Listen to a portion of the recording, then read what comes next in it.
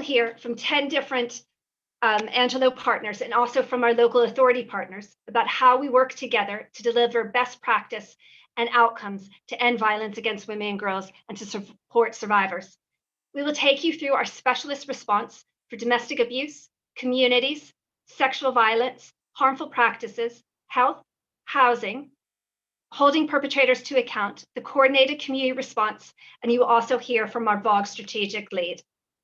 This is the second in a series of talks called ADVANCETALK over the 16 days of activism, where we're focusing and reflecting on the women, girls, and survivors who are at the very heart of what we do.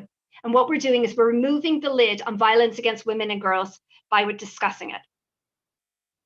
For those of you who tuned in on Wednesday is Amja, a survivor who spoke about her experience, so eloquently put it, to talk about the experience of abuse is not to vilify the perpetrator.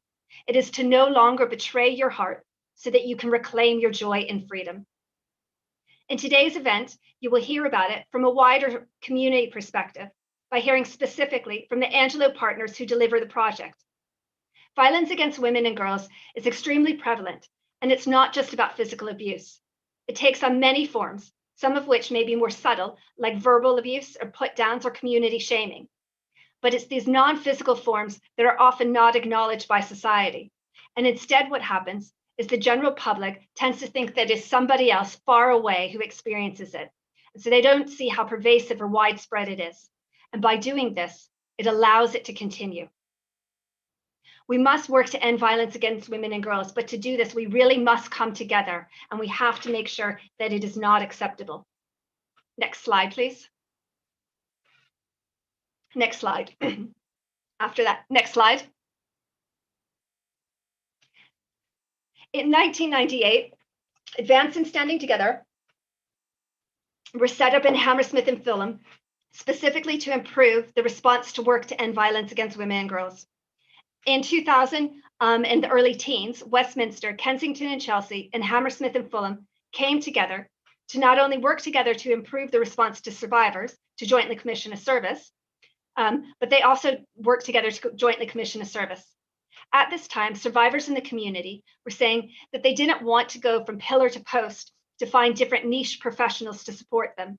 And what they wanted was a much more joined up, clear, collaborative approach that met their different needs and that met their intersectional needs. So as a direct result, in 2015, 10 sister organizations got together to create the Angelou Partnership.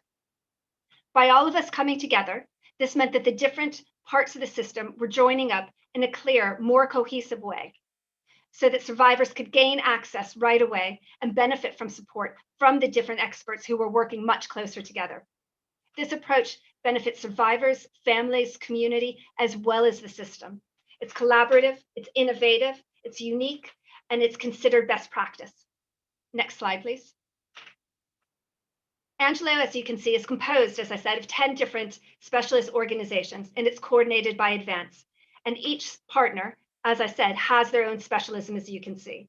Together, the Angelou partners receive almost 4,000 referrals a year. Next slide, please. The Angelou Partnership is unique because of its core values, the way we do it and why we do it. We believe that not only is it important to preserve each organization's speciality and to promote it, but we very much believe that it is the sum of the parts that are much better and much more effective in combination than individually. We believe that partnership work requires not only shared values, aims, and objectives and working together, but we also have to benefit from each other's expertise and specialisms, and we have to share it to be able to address and overcome barriers, to be able to transform survivors and their children's lives. Next, you will hear from each partner on their specialism. Many of the Angelou partners work across a different number or a number of responses. And so we have specific slides that separate them, that show all of the people who work on these different responses. But due to time constraints, we're discussing just 1 to 2 partners under each response. Next is Lauren, and she's a Senior Services Manager at Advance. Thank you. Lauren, over to you. Thank you, Melissa. Hi, I'm Lauren, and I'm a Senior Services Manager at Advance, as Melissa says. And next slide, please, Leonie. So I want to start by highlighting the need for specialist domestic abuse provision. Domestic abuse is disproportionately perpetrated by men and experienced by women. Almost 1 in 3 women aged 16 to 59 experience it in their lifetime, and also 80% of trans people. The most vulnerable to abuse are least likely to be believed, such as people experiencing poor mental health or problematic substance misuse. There are many myths about domestic abuse. Domestic abuse is not about loss of control, for example. But barriers to leaving an abusive relationship, an abusive partner, such as fear, love, worries about the children or housing, are less commonly understood. Unequal power relations are normalised by our society, which is why trained specialists working with a gendered approach are vital in order to identify the dangers to and meet the needs of victims and survivors. Specialist services such as ADVANCE and Angelou Partners believe victims and survivors and listen without judgment, providing a safe space for them to open up and ask for help. A difficult thing to do, which requires great strength. As domestic abuse is gendered and also experienced differently according to a person's identity, then an intersectional approach is needed. Specialist services understand, for example, that a person with a physical disability may rely on their perpetrator for personal care. And so services must understand and address these specific needs. Each person's situation is unique, and so their route to accessing safety and support that they need to do that is unique too. It's important to work alongside service users, basing work on what they say they need. Support should be holistic, focusing on safety and security, but looking at a wide range of needs to reach these goals, such as legal options, accessing benefits, confidence building, solving issues like what happens to your dog if you decide to leave. Specialists will then work with other agencies with a service users agreement to coordinate responses, for example, in order to access safe housing. Next slide, please, Leonie.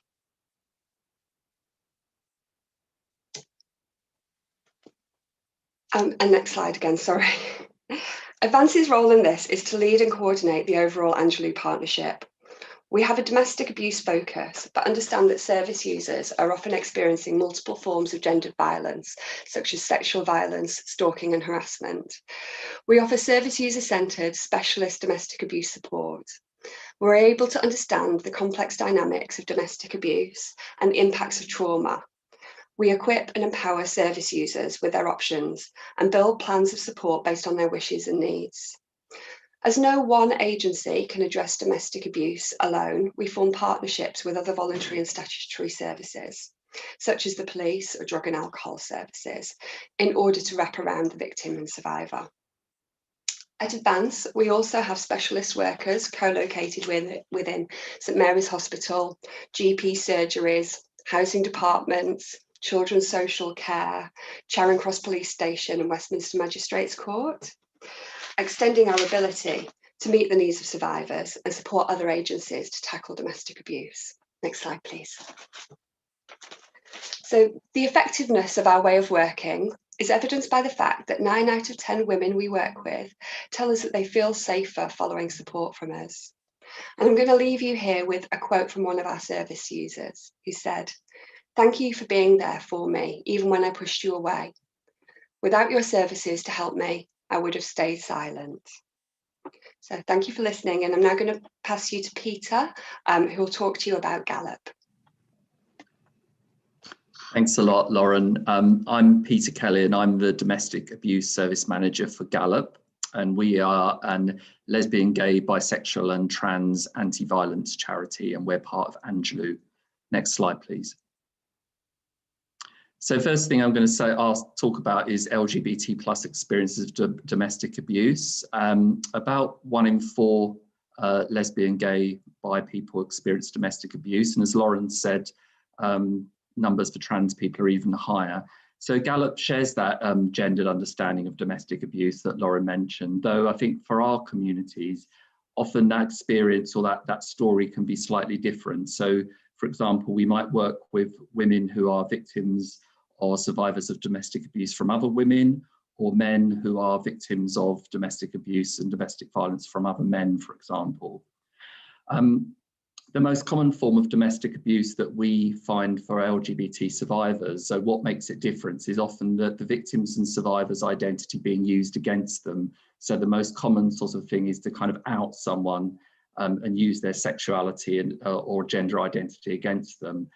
And when that kind of comes into other forms of kind of gender-based abuse as well, so things like forced marriage, so-called honour-based violence due to the victim's identity and sexuality. So we see things like our clients going through conversion therapy, corrective rape, and forced marriage because they come out as LGBT. I think LGBT victims and survivors can experience isolation within the wider community, but also within their own communities as well.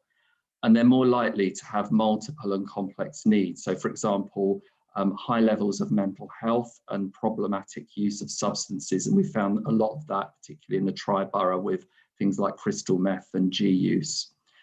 And the last thing is it's harder to identify the victim and perpetrator in same-sex relationships, so it takes more unpicking. Next slide, please. So why do we need specialist services? Well, I think the main reason really is the lack of safe spaces for LGBT victims and survivors. So there are very few services throughout the UK, and that's what's so great about Angelou, that it allows that. So LGBT services, I think, have a greater understanding because it's our specialism. So we build up that experience and we're able to understand and better advocate for the needs of our communities and victims and survivors there. And also our services is fully accessible. So we work, as I said, with gay and bisexual and trans men, as well as lesbian, bisexual and trans women. So we work across those kind of gender identity or both sexes. And I think as well, importantly, from a service user point of view, they're more likely to feel comfortable with by and for services. And I think the main reason, again, is you don't have to kind of out yourself. You don't have to explain who you are or your identity. Next slide, please. So what do we provide? I think really, as Lauren said with Advance, I mean, the main reason we're here is to provide that kind of whole support, that wraparound support, specialist advocacy and support for victims and survivors. And also we can provide access to other specialist services, so housing, counselling, and also sexual violence and young person service. Next slide, please. And just finishing off working in partnership, I think the really great thing about Angelou is it's enabled, as Melissa said, you know, for that LGBT specialist support to be part of that coordinated community response. And Angelou is really a unique partnership, and I think it sets up really good practice. And it's enabled us to kind of have a shared understanding of the needs and victims of survivors and those intersectional things, as well as Laura mentioned, around disability and BME and LGBT people. So we gain that better understanding. And I think the final thing is it's really that kind of borough-based kind of practice as well. It's allowed us to work really closely with those statutory and voluntary agencies, including MARAC. So I'm going to stop there. And I'm going to hand over, thank you very much for listening. I'm going to hand over to Zainab from Al Hassaniya. Thank you. Bye. Thank you, Peter. My name is Zainab and I work as an independent domestic violence advocate with Al Hassaniya Moroccan Women's Centre. Next slide, please. So we know that domestic abuse is an insidious social disease, and we aim to work with it as early and effectively as possible so that it does not perpetuate itself to future generations. Next slide, please. Al Hassaniya was established in 1985, and this year marks our 35th birthday. We work with Moroccan and Arabic-speaking families and women. So we work across all of North Africa and within the Middle East region as well. We receive inquiries from women all over the UK, and we work tremendously hard within the Tri-Borough supporting victims and survivors of abuse. We work with women who've experienced all forms of domestic abuse, including honour-based violence. We work with challenging cultural taboos. We work with supporting women to understand correct religious narratives. We work with women who do not speak any English or very little English and have challenges with their immigration status. We're able to signpost them to relevant solicitors, whether it's with regards to their immigration status or also with protective orders.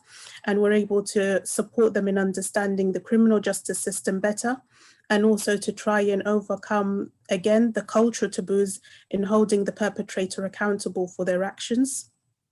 Next slide, please. So according to the UN, 37% of women in the Arab world have experienced domestic abuse. We know that this is quite a low statistic. We know that the women that we support and work with are often under the radar and a very minoritized group, and a very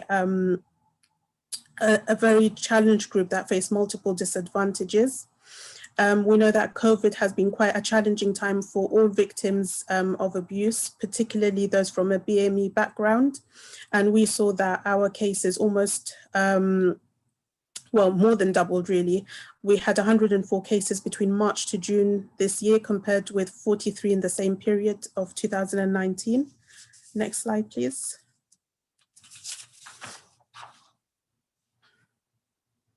I'm just going to keep this slide on for you to read it, but I just wanted to also add another quick case study that we worked on. We supported a young woman to return to the UK. She had initially come to the UK on a settlement visa, or a spouse visa as it's known. She was taken to Morocco with her child by her husband under the false pretense that they were going on a holiday. Her husband had then taken all of her ID documents and all of their daughter's ID documents. She contacted us, afraid, didn't know what to do. We supported her in applying for replacement ID documents. We supported her by liaising with the British Embassy in Morocco. We helped her to come back to the UK. Although we're a very small charity, we did use our own resources to put her into a hotel temporarily, supported her to apply for the DDV concession, which was successful and allowed her recourse to public funds. We supported her to get into a refuge. Now she is in temporary accommodation. She's obtained her indefinite leave to remain. She signed up for university and is hoping to graduate and to start her own business. And I just wanted to share a quote from her, saying, I'm writing this email to thank Al Hassaniya for the efforts that you have all done to me and my daughter. I am very grateful to every member in Al Hassaniya. Finally, I received my indefinite leave to remain. Thank you for all your efforts. Since I was in Morocco, lost and homeless, I really can't thank you guys enough. A special thanks to Saad, Nadia, Zainab and Fatima. Thank you very much. And I just want to end quickly by saying that as an organization, we're working with our partners in the Angelou Partnership and other domestic abuse services to make sure that we give a larger platform for BME women and their experiences, and also to call for the hierarchy of the no recourse to public funds to basically disappear if possible, and for women to have access to recourse to public funds so that no one feels that they have to remain in an abusive relationship. Thank you. I'm going to pass on to Naomi from Women and Girls Network.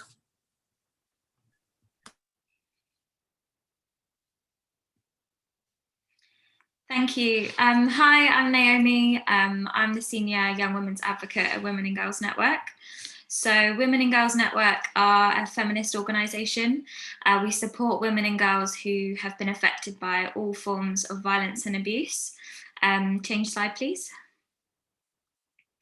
So the work we do as part of the Angelou Partnership includes one-to-one advocacy and advice, where we work with self-identifying young women who are between the ages of 11 and 25.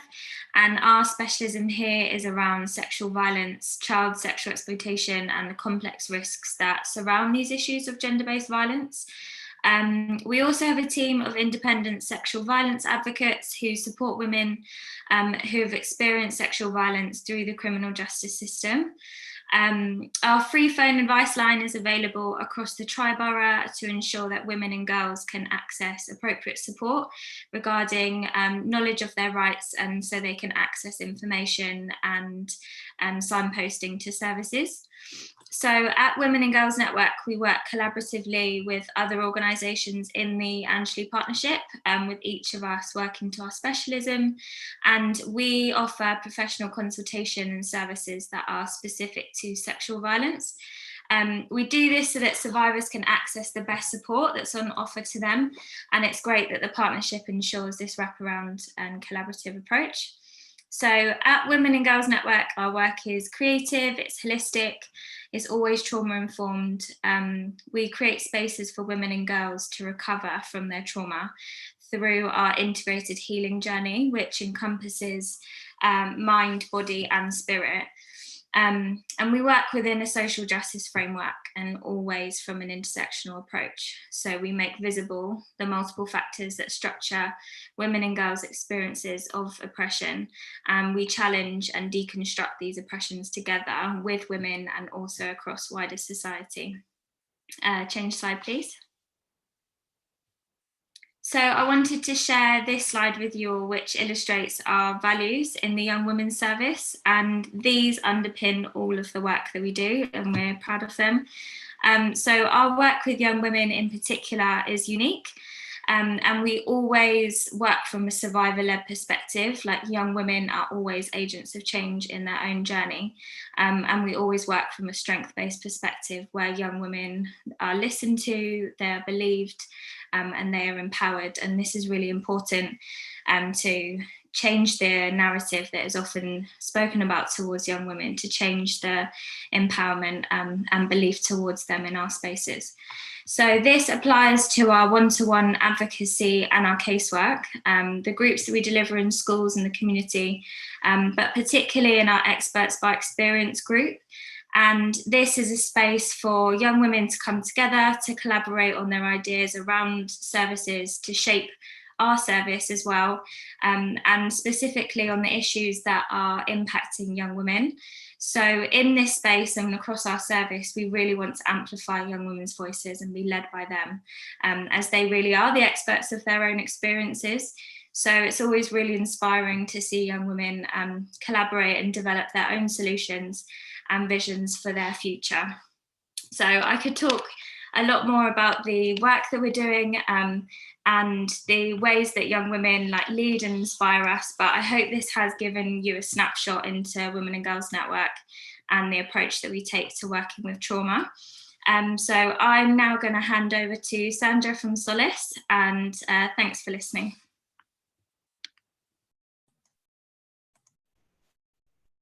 Thank you, Naomi. I'm Sanya. I'm from Solace Rape Crisis, and our role in Angelou is delivering support to victims and survivors of sexual violence. Next slide, please. So our services provide support to women and girls aged 13+ who experienced any type of sexual violence throughout their lives. And this may include rape, sexual assault, childhood sexual abuse, childhood sexual exploitation, prostitution, trafficking, FGM, forced marriage, and so on. We know that most women experience sexual violence in the safety of their own home and in context of intimate relationship or perpetrated by a family member. So it is not surprising that it takes a great courage to report this type of crime. This is due to stigma, shame, blame, fear of perpetrator, but most importantly, fear of not being believed.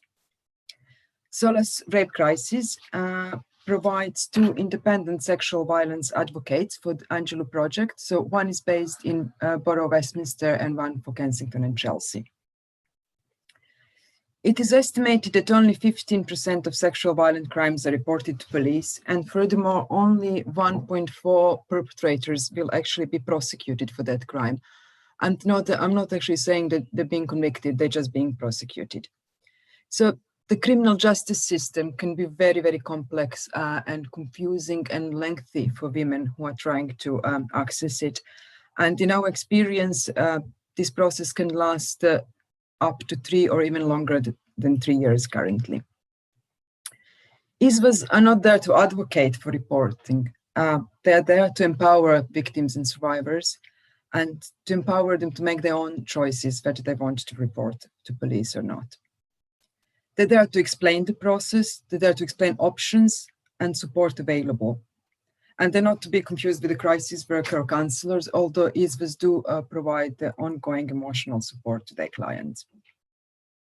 If the woman decides to report, ISVA can support with reporting throughout investigation, prosecution, preparation for the court, preparation for giving evidence, and post-trial if necessary. They also provide access to additional support, such as specialist pre-trial counselling, welfare benefits, housing, social and healthcare. Next slide, Leonie, please.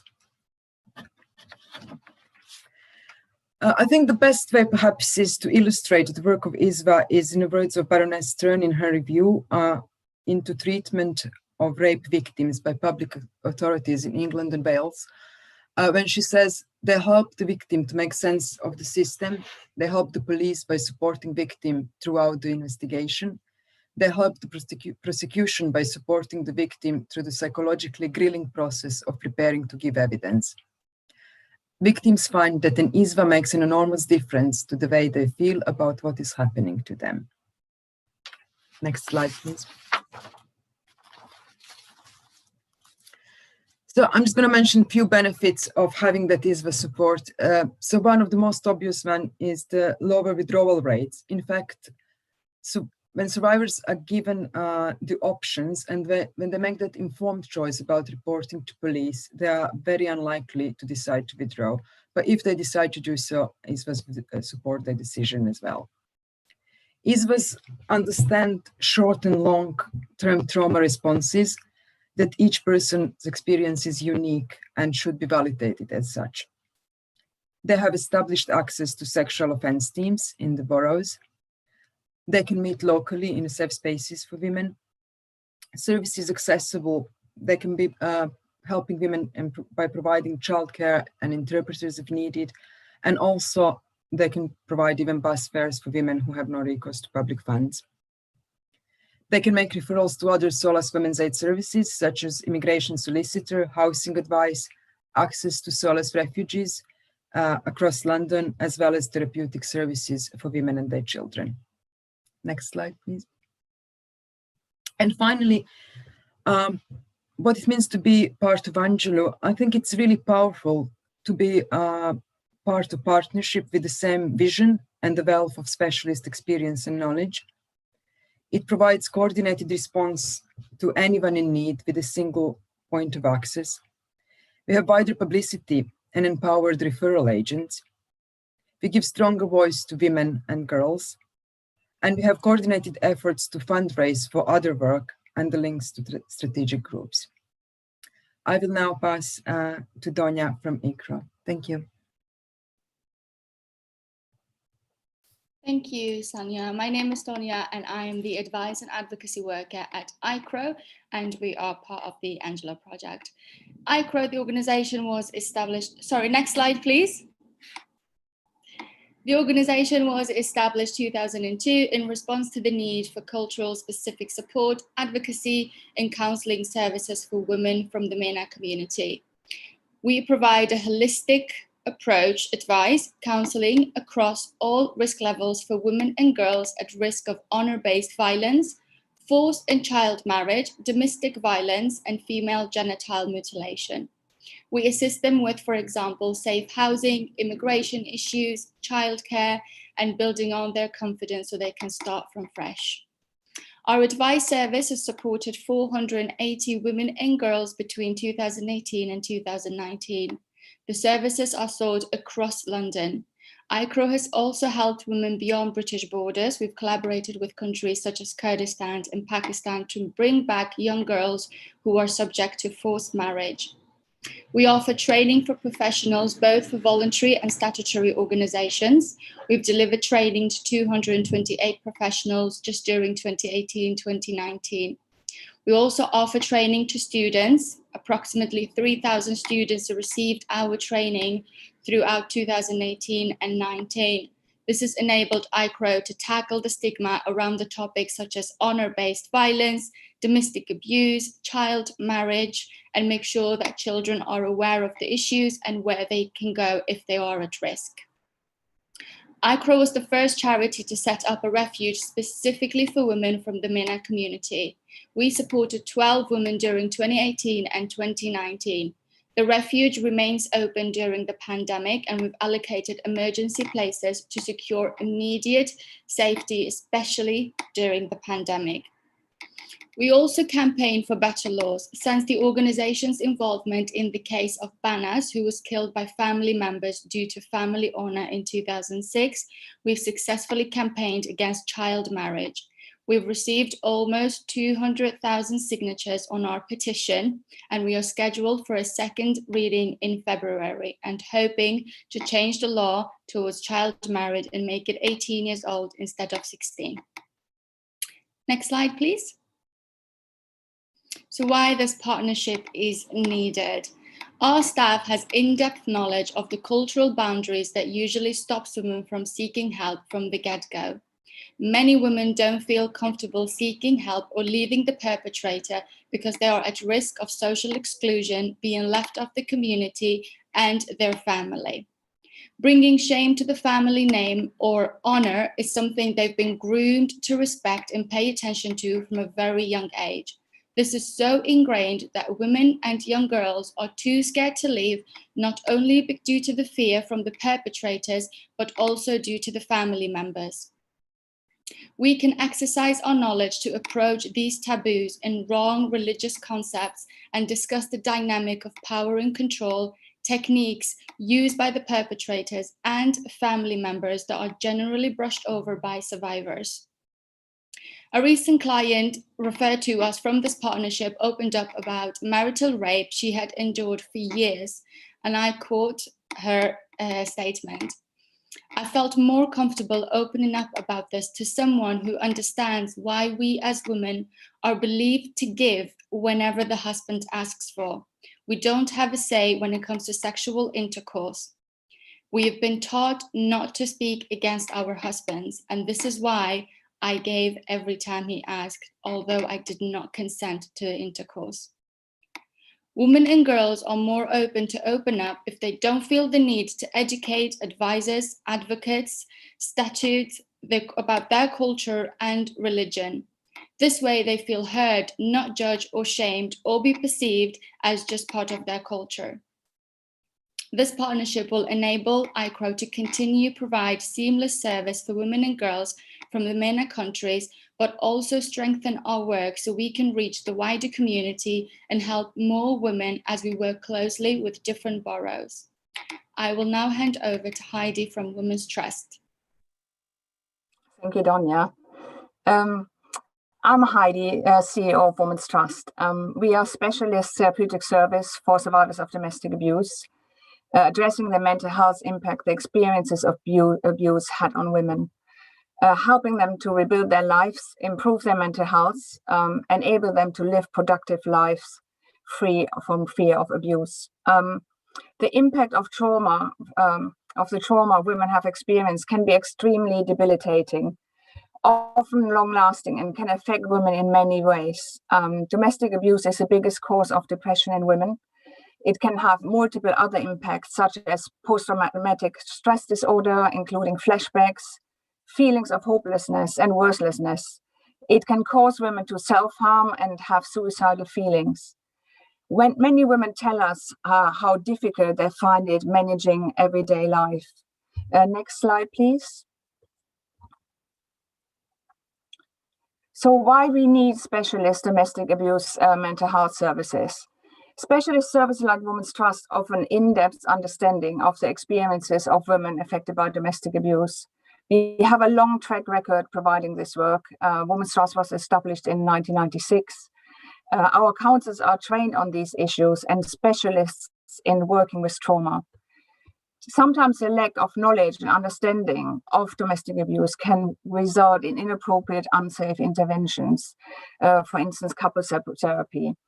Our long-term intervention allow women the time to develop trust in the therapists and feel able to disclose domestic abuse and their feelings. We find that services like the NHS with their CBT services put often the focus on the women and changing her way of being or functioning. rather than acknowledging the role of the perpetrator and the impact of complex trauma. We offer a women-only space. Women value and appreciate this. It's very important. It's a very important factor for them to feel safe. Next slide, please.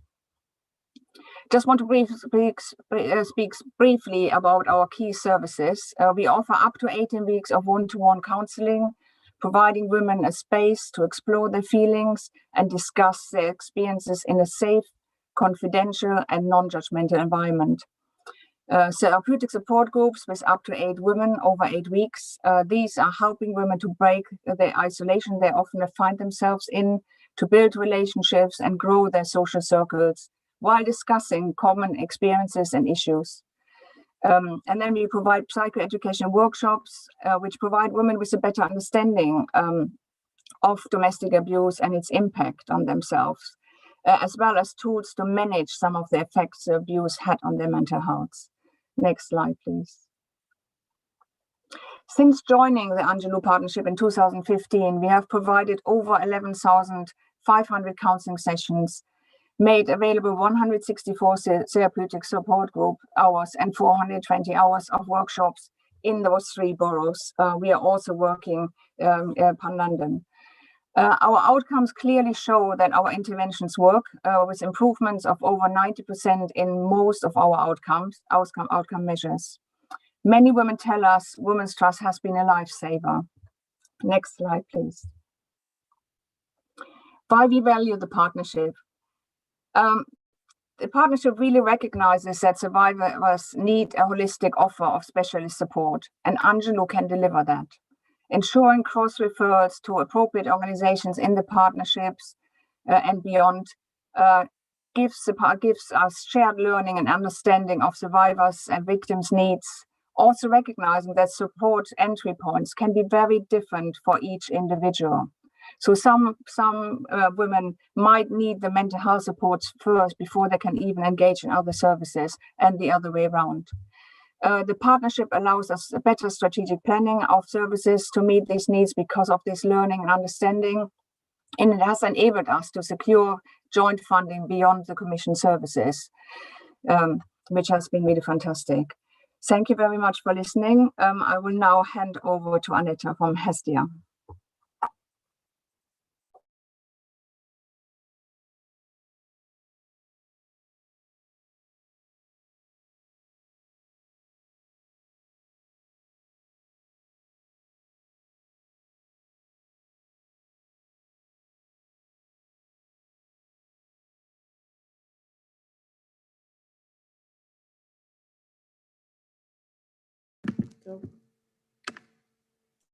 Hello.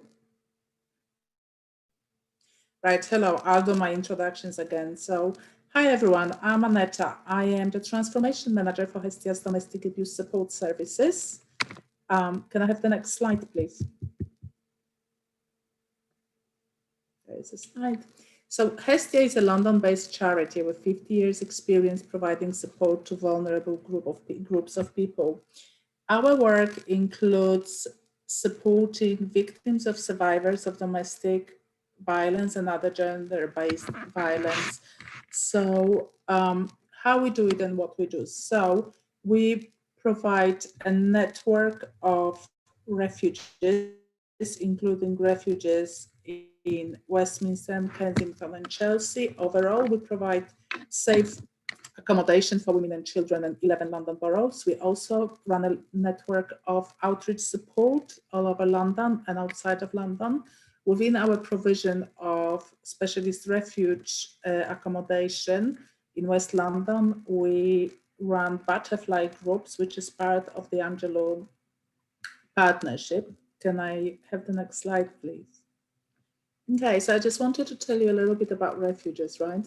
So women arrive at our refuges hugely traumatized after fleeing violence, very often with nothing, like only a little bag and their terrified children.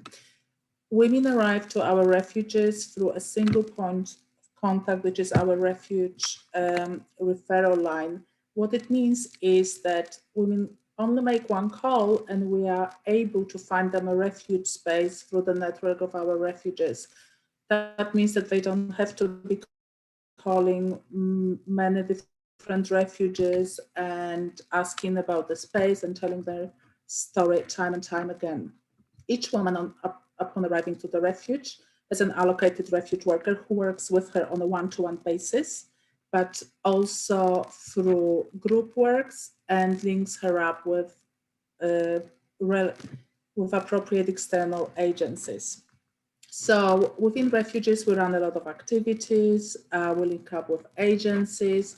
It all is run in line with the women's support needs and their wishes.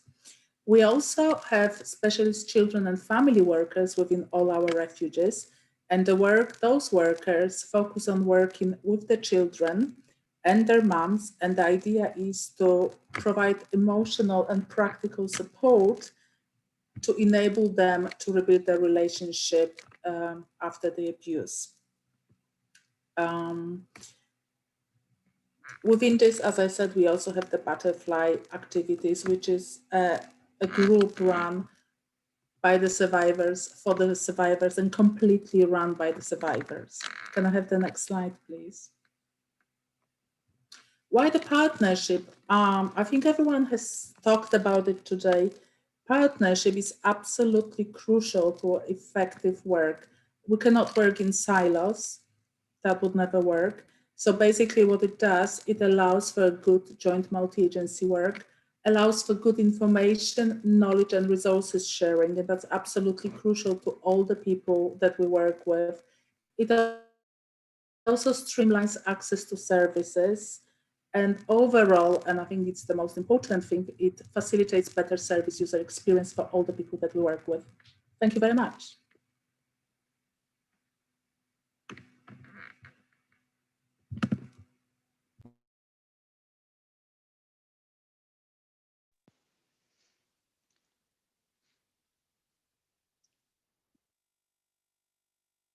Hi, everyone. I'm Katerina. I'm an interim area manager for DVIP, and we're a division of Richmond Fellowship.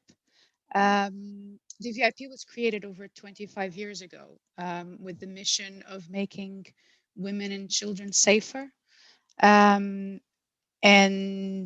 within the Angelou Partnership, next slide, please, Leonie. With the Angelou Partnership, what we do specifically is focus on the perpetrator work and holding perpetrators to account by offering a violence prevention program, which runs in Hammersmith and Fulham. And that is a 26-week program for men that use violence or abuse in their relationships. But we also have a practitioner co-located with Hammersmith and Fulham Children's Services, and we do direct work alongside ADVANCE. So our colleagues from ADVANCE provide support to the partners and ex-partners of the men attending the program while we're delivering the direct work with the men.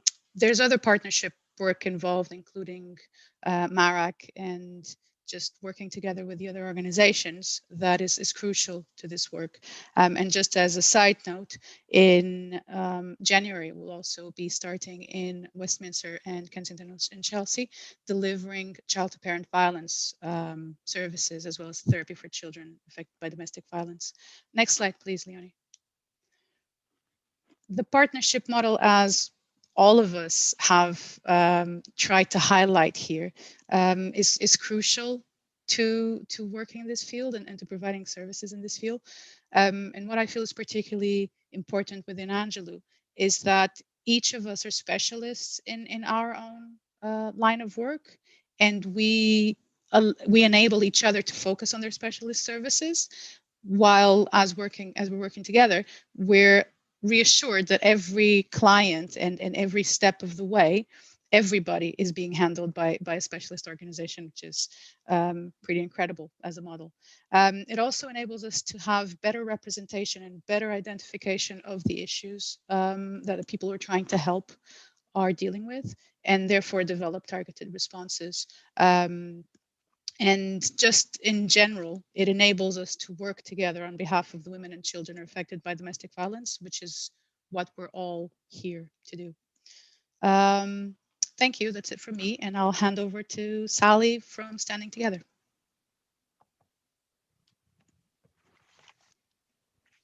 Hi, I'm Sally and I'm from Standing Together, the Partnership Manager, and I'm going to be talking about the coordinated community response. Standing Together pioneered the coordinated community response model in the UK in the 90s with the guidance from its US creator, Ellen Pence. It's based on the principle that no single agency can effectively respond to domestic abuse alone. When someone's experiencing domestic abuse or perpetrating it, they'll come into contact with various agencies: health, mental health, the court, police, child and adult safeguarding services.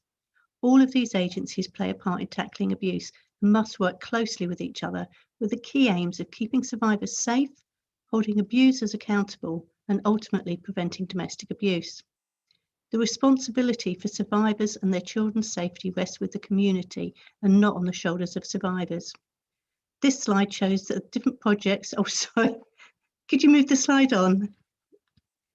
This slide shows that the different projects that Standing Together are involved in, working closely with agencies in the different settings to build their capacity to respond more effectively to domestic abuse. The next slide. In order for the coordinated community response to be effective, the responsibility for support and intervention should be spread across agencies rather than just with a single agency or person. Standing Together believes that the combination of processes and people create the environment for the development and improvement in ensuring effective support for victims of domestic abuse. These principles are the bedrock needed for a variety of agencies to come together to work effectively to address violence against women. Next slide, please. Now, all of these are of equal importance, but we'll start with the survivor's voice because it's at the very heart of the approach. You can't have a domestic abuse response if you don't know what survivors' experiences are and what they need from the response at every stage. With intersectionality, there can be a lack of understanding about the diversity of people who are subjected to domestic abuse. Minoritized groups are no monolith. The whole person must be considered. The impact of a woman who has a disability on accessing services. Diversity is multifaceted and affects us in different ways. Are our services flexible and diverse enough to meet this? With shared objectives, we want to support organisations to head for the same goals and vision. Many have different agendas, but finding the common ground is most often around the safety of that adult or the child that's subjected to abuse. With structure and governance, we want to make sure we're accountable. Domestic abuse is a priority locally, and we have a strategic group and vibrant operational groups so that no one's working in isolation. With strategy and leadership, we're fortunate to have leads in the local authorities and across the 3 boroughs that drive the work. Our partners work both within the strategic group together, but also within their own organisations to ensure good practice. Specialist services, obviously like the Angelou Partnership, but also looking at flexible models of specialist services that have been developed, including flexible funding, mobile advocacy and co-location. With representation, we need to ensure that the right agencies are around the table and they're of the sufficient authority to be able to act, make decisions. Resources often boil down to funding and time. Joint commissioning makes the best use of local funding, but we also must recognise how much trusts and charitable funding comes in via the specialist services. With coordination, we've been saying at Standing Together for more than 20 years that this is the most effective approach, and you need someone tasked with doing that. Locally, we're blessed that within the housing, health, criminal justice, our MARICs, our family and safeguarding service, we have dedicated coordinators joining up the practice to give the most efficient response. With training, each workshop needs to be trained in its own procedures, but also multi-agency training is essential. You need to look at the coordinated community response and understand the bigger picture and how your organisation plays a part in that role. With data, we need to check how do we know we're having a positive effect if we're not measuring it, not just the numbers, but what difference it makes. Are women safer? Are they happier? Are they more knowledgeable about the services available? And finally, policies and processes. It's obvious that we must have these, but why? In our domestic homicide review analysis this year, we found that 43% of cases, agencies knew that domestic abuse was taking place, but didn't share that information with appropriate services. Policies and processes are needed to enact the partnership safely. Thank you, and over to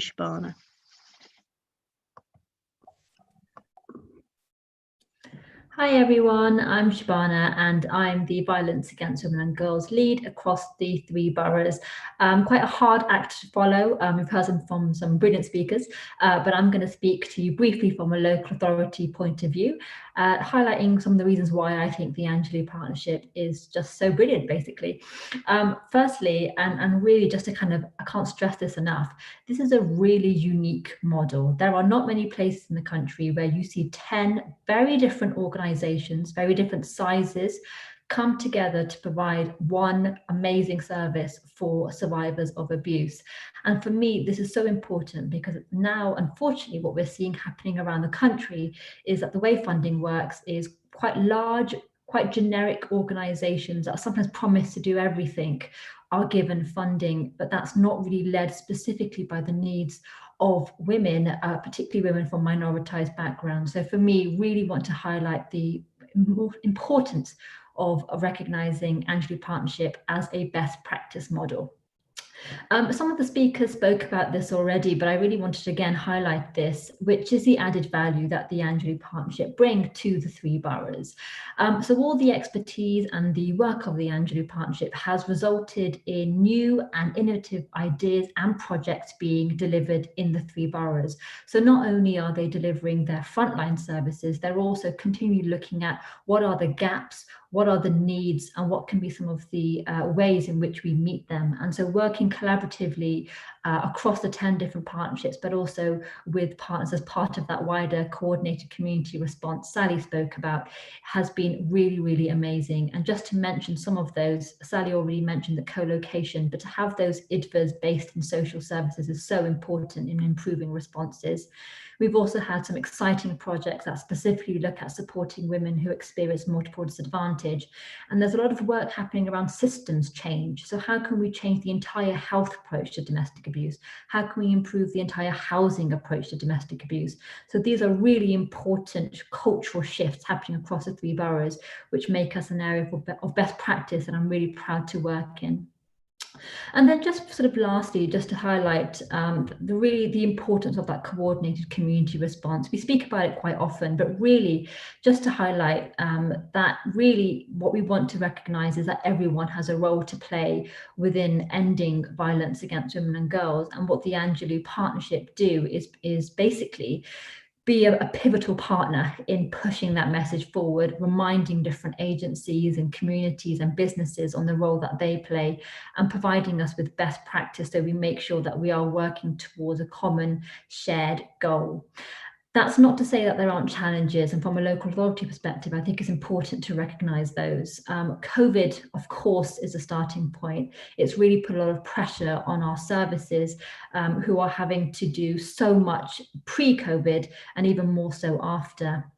The other point, which I think is important, is although COVID has put a spotlight on domestic abuse and violence against women, this isn't always the case. And so our services are really doing so much already in supporting survivors experiencing abuse, but then also have to highlight the need for the work amongst competing priorities. So it's really important for us who are part of that wider partnership to make sure that we highlight the need for this amazing work. And then lastly, the F word, which is around funding, and just sort of recognizing that for all the amazing work that's going on, we know that there needs to be more funding into this sector. And so there's a real need for us at the local authority, but also across the coordinated community response to highlight where we can identify funds to support this work from happening. But I don't want to end on a negative note. I want to take this opportunity to recognise the amazing work that partners have done during these really challenging times. And despite everything that's been thrown their way, they've been able to come together, really demonstrate what a collaborative partnership looks like. I wanted to use this opportunity to thank the Angelou Partnership for their amazing work, and also just to highlight that looking forward to continue working with you, hopefully under less challenging circumstances. But a massive thank you. It's an amazing model, and I encourage everyone who's listening to find out more and possibly look at how you can replicate this in your area. Back to you, Melissa.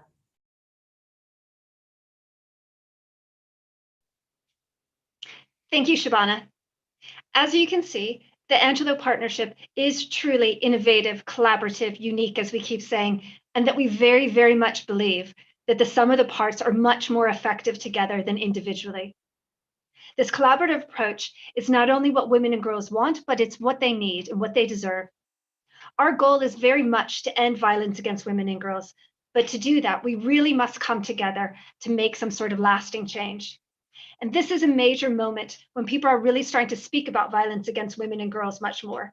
I mean, even just down to the guy down the road who sells coffee starts to engage with me about and talk to me about what I do for work. I hear other people talking, on the back of Me Too. So this is really quite a moment that we have to seize, and we have to take action together to drive changes forward. And that's quite honestly exactly what the Angelou Partnership has done. We've come together as 10 sister organizations with our 3 local authorities, and we're working with the wider community to try to end and support people who've experienced violence against women and girls.